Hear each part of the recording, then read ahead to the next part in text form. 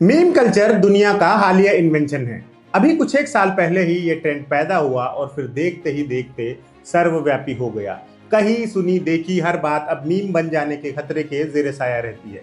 फिल्मों के संदर्भ में तो ये बात और भी सही साबित होती है। फिल्मों के पॉपुलर होने का एक प्रमाण ये भी माना जाने लगा है कि उसमें से कितना मीम मटेरियल निकाला गया है। अब तो फिल्म राइटर्स तक ये सोचकर फिल्मों में पंचेस या वन लाइनर्स जोड़ने लगे हैं कि इसमें मीम बनने की संभावना है। लेकिन किसी जमाने में एक ऐसा एक्टर भी हुआ करता था जिसकी कही बातें, डायलॉग्स बिना किसी वायरल सपोर्ट के बच्चे बच्चे की जुबान पर चढ़ जाते थे, जिसका अंदाजे बयां पकड़कर कॉमेडी आर्टिस्ट ऑर्केस्ट्राओं और स्टेज शोज में मजमा लूट लिया करते थे, जिसके स्टाइल को तोड़ मरोड़ कर मोना से सोना मंगवाया जाता था और माइकल को साइकिल पर भेजा जाता था। आज हमारी सीरीज खलनायक में हम हिंदी सिनेमा के उस आइकॉनिक विलन की बात करेंगे जिसे सारा शहर, सारा मुल्क, सारी दुनिया बल्कि आसपास की गैलेक्सीज के वासी तक लायन के नाम से जानते थे।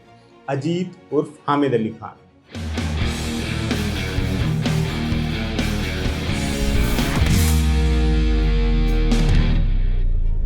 अजीत का असली नाम हामिद अली खान था और उनका जन्म 27 जनवरी 1922 को हैदराबाद में हुआ था। शहर से बाहर मौजूद ऐतिहासिक गोलकोंडा किले के पास। उनका परिवार अफगानिस्तान से माइग्रेट होकर हिंदुस्तान आया था। ये लोग पश्तूनों के बरोजाई कबीले से आते थे। हामिद के परिवार वाले कंधार से पहले यूपी के शाहजहांपुर पहुंचे और उसके बाद हैदराबाद में सेटल हुए। उनके पिता बशीर अली खान उस वक्त हैदराबाद के निजाम के यहाँ नौकरी किया करते थे। हामिद 4 बहन भाई थे। बचपन में हामिद फुटबॉल के बढ़िया खिलाड़ी हुआ करते थे अपने स्कूल और कॉलेज के दिनों में। उनके जीवन के उस दौर का एक दिलचस्प फैक्ट ये भी है कि आगे चलकर भारत के प्रधानमंत्री बने PV Narasimha Rao junior college में उनके सीनियर हुआ करते थे। कॉलेज के दौरान ही हामिद का वास्ता एक्टिंग की दुनिया से पड़ा। उनके कुछ दोस्त स्टेज एक्टर हुआ करते थे। हामिद अपने खाली वक्त में, जो कि उनके पास बहुत सारा हुआ करता था, रिहर्सल वाली जगह पर चले जाया करते थे। उन्हें यह दुनिया दिलचस्प लगने लगी, लेकिन एक बात उन्हें अच्छे से पता थी, अब्बा नहीं मानेंगे। एक्टिंग के पेशे से प्रभावित हामिद को तब तक फिल्में देखने का चस्का भी लग गया था। इस चस्के को केटर करने का इंतजाम हुआ मामू की तरफ से। हामिद के मामा के पास हैदराबाद के 2 बड़े सिनेमा हॉल्स की कैंटीन का ठेका था। जाहिर है वो कोई भी फिल्म कितनी भी बार देख सकते थे। उन्होंने यही किया, जी भरकर फिल्में देखी। अब तक सिनेमा का जादू उनके सिर चढ़कर बोलने लगा था। उन्होंने अब्बा के डर को दरकिनार कर मुंबई जाने का फैसला किया। उन दिनों उनके पिता निजाम के काम से कुछ दिनों के लिए बाहर थे। उन्हीं दिनों उनका रिजल्ट भी आया था जिसमें वो बुरी तरह फेल हो गए थे। उन्होंने सोचा कि पिता के लौटने के बाद उनकी मार खाने से अच्छा है मुंबई जाकर किस्मत आजमाई जाए। उन्होंने अपनी सारी किताबें बेच दी, अपनी माँ से कुछ पैसे उधार भी लिए और किसी को भी बताए बिना मुंबई की गाड़ी पकड़ ली। मुंबई की ट्रेन का टिकट खरीदने के बाद उनकी जेब में 113 रुपए बचे थे। जून 1943 में हामिद मुंबई पहुंचे। यहां आने के बाद उनके जीवन का असली स्ट्रगल शुरू हुआ। हैदराबाद से जो सिफारिशी खत वो लेकर चले थे वो किसी काम नहीं आए। अपनी जिस कद काठी और सूरत पर उन्हें गुमान था उसे भी किसी ने भाव नहीं दिया। मुंबई ने उन्हें पहला सबक यही सिखाया कि आपको अपना सलीब खुद ढोना पड़ेगा। इसी बीच उनके पिताजी भी उन्हें ढूंढते हुए मुंबई आ पहुंचे। उनके जलाल से बचने के लिए हामिद ने अपने एक जानकार को बीच में डाला, जिसने बशीर अली खान साहब को यकीन दिलाया कि उनके बेटे में फिल्म स्टार बनने के सारे गुण मौजूद है। बशीर अली खान बेटे के घर से भागाने से खफा तो थे, लेकिन वो फिक्रमंद भी थे कि कहीं उसे हमेशा के लिए खो न दे। उन्होंने अपने गुस्से को किनारे रखकर हामिद से बात की। उन्हें एक शर्त पर अपने सपने के पीछे जाने की इजाजत दी कि अगर फेल हुए तो वापस घर लौट आना और आकर आर्मी ज्वाइन कर लेना। हामिद ने वादा किया और यूं एक चिंता खत्म हुई। ये चिंता तो खत्म हुई थी, लेकिन असली काम तो अभी होना बाकी था। अब तक वसीलों सिफारिशों के भरोसे चल रहे हामिद ने नया तरीका आजमाया। उन दिनों ज्यादातर स्टूडियोज और फिल्मकारों की कोठियों के गार्ड्स अफगानिस्तान के पठान हुआ करते थे। हामिद ने अपनी पश्तो सुधारी और जाकर उनसे दोस्ती गांठना शुरू कर दिया। इससे उनकी स्टूडियोज तक और कुछ फिल्मी हस्तियों तक पहुंच बन गई। इसी बीच उन्होंने इंफॉर्मेशन फिल्म्स ऑफ इंडिया में नैरेटर की नौकरी भी कर ली, जहां उन्हें वर्ल्ड वॉर पर बनी डॉक्यूमेंट्रीज को अपनी आवाज देनी पड़ती थी। मुंबई जैसे शहर में जीने के स्ट्रगल से 2-4 होते हुए भी उन्होंने फिल्मी दुनिया के दरवाजों पर दस्तक देना जारी रखा। कभी तो दरवाजा खुलना ही था, तो आखिरकार खुला। उनकी मुलाकात साइलेंट एरा के बड़े नाम मजहर खान से हुई, जिन्होंने उन्हें अपनी फिल्म बड़ी बात में स्कूल टीचर का रोल दिया। इस तरह हामिद का खाता खुला। उसके बाद उन्होंने बतौर जूनियर आर्टिस्ट 5-6 फिल्मों में काम किया। फिर उनकी किस्मत खुली और उनके स्ट्रगल के दिनों का एक दोस्त गोविंद सेठी डायरेक्टर बन गया। उसी ने 1946 में हामिद को बतौर हीरो उनकी पहली फिल्म दी। नाम था शाह मिस्र। इधर हामिद का करियर शेप ले रहा था, उधर हिंदुस्तान का मुकद्दर भी बदल रहा था। अगस्त 1947 में अंग्रेज भारत छोड़कर चले गए, लेकिन हैदराबाद का भविष्य अधर में था। यह नहीं पता चल रहा था कि हैदराबाद का निजाम हिंदुस्तान में ही बना रहेगा या पाकिस्तान चला जाएगा। निजाम ने सबको चौंकाते हुए ऐलान कर दिया कि वो न तो हिंदुस्तान में रहेगा न पाकिस्तान में। खुद को इंडिपेंडेंट घोषित कर डाला था निजाम ने। ये हामिद के लिए एक कठिन वक्त था। उनका करियर, उनकी जिंदगी निजाम के एक फैसले से बंधी थी। अगर निजाम हैदराबाद को पाकिस्तान में मिला देता तो वो खड़े पैर हिंदुस्तानी नहीं रहते। बहरहाल भारत सरकार ने वक्त रहते मामले में दखल दे दिया और हैदराबाद हिंदुस्तान का अंग बना।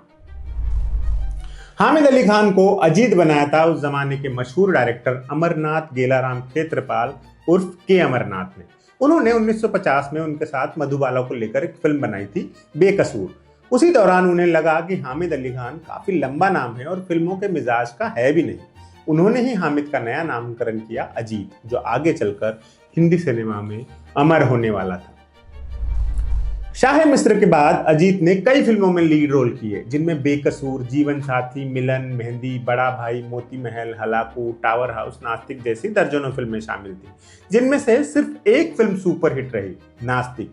नास्तिक में अजीत ने एक ऐसे नौजवान का रोल किया था जो अपने और अपने परिवार पर आई तमाम विपत्तियों के लिए भगवान को कसूरवार ठहराता है।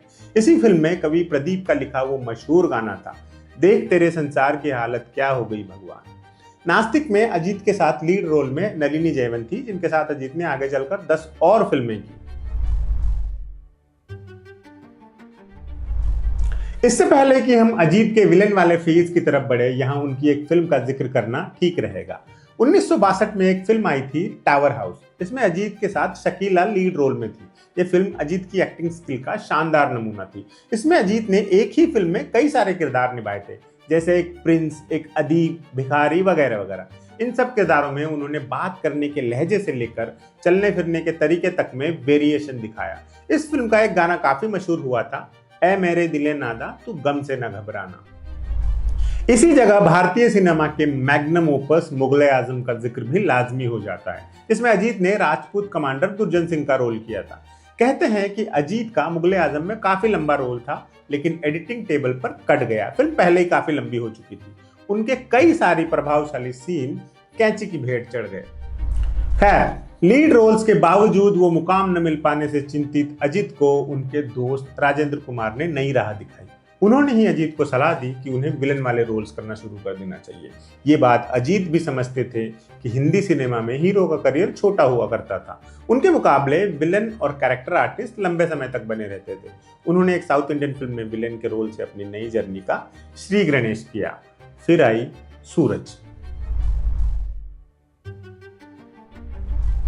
1966 में आई सूरज में अजीत ने राजकुमार प्रताप सिंह का किरदार निभाया था, एक क्रूर प्रिंस जो दूसरों को तकलीफ देकर खुश होता है।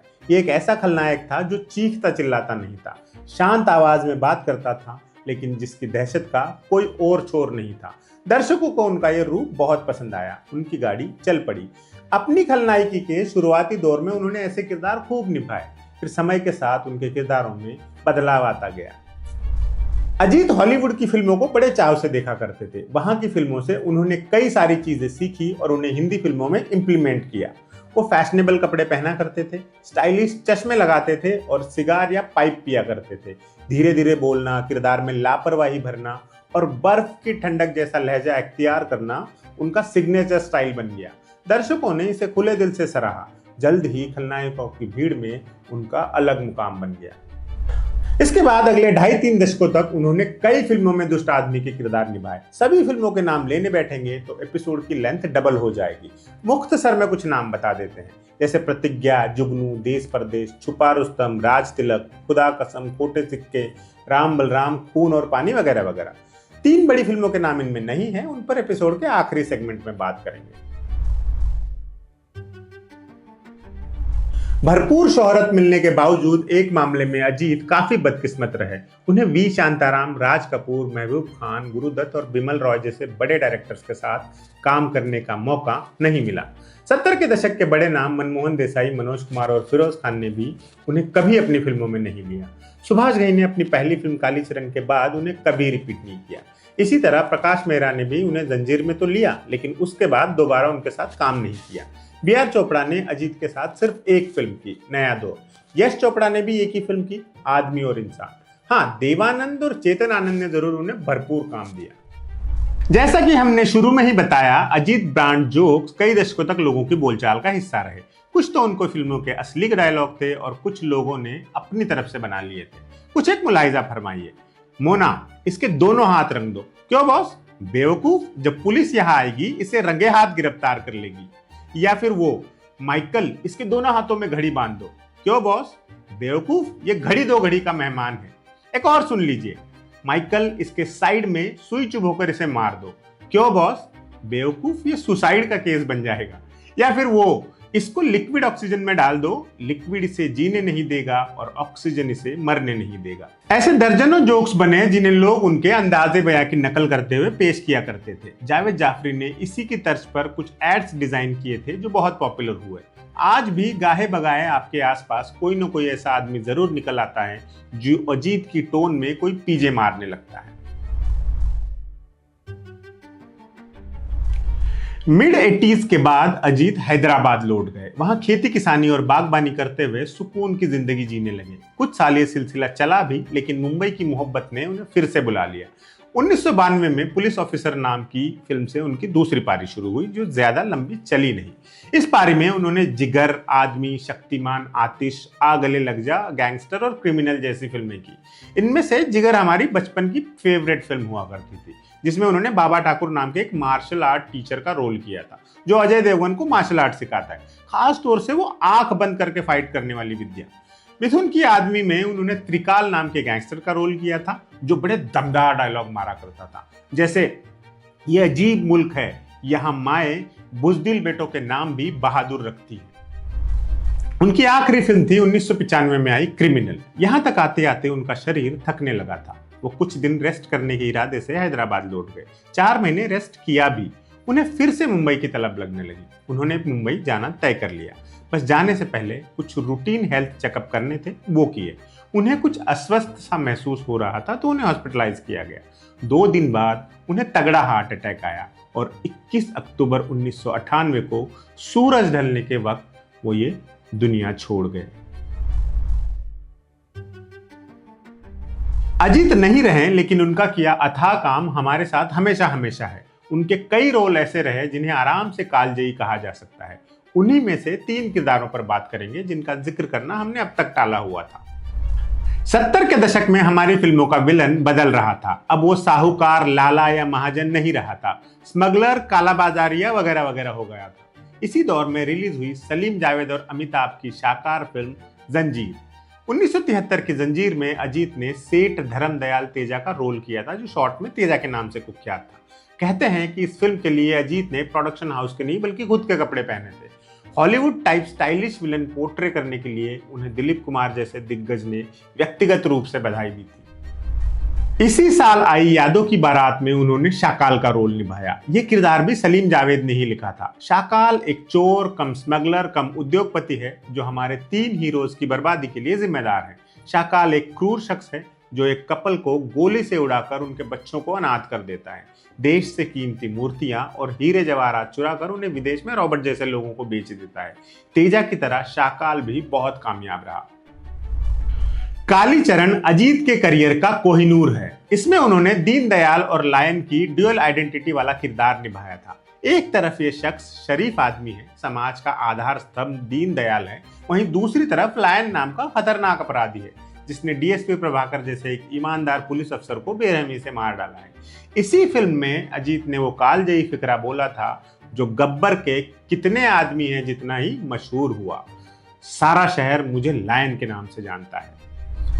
यकीनन सारा शहर क्या बल्कि समूचा ब्रह्मांड ही अजीत साहब को लायन के नाम से ही जानता है।